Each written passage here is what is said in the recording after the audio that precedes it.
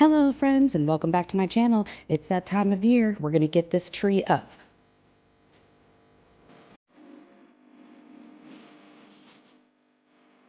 We purchased a new pre-lit white tree from Walmart. I believe it was 40 bucks.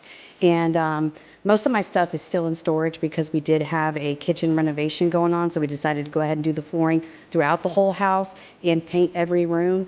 So I don't have too much to work with.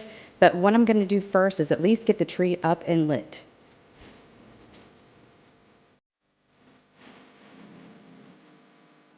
This tree was so easy to put together. It was like a no-brainer.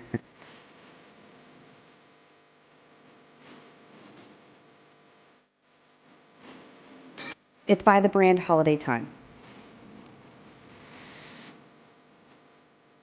We have actually moved our bed out to the living room, and this is just a quick little preview of our kitchen. We're still moving stuff in. Please excuse my mess. We got the hanging lights in. We're still waiting on the exhaust fan to go straight out through the roof, but it turned out to be just a beautiful kitchen. As you can see, we went with the epoxy flooring, and it was the most affordable option we had.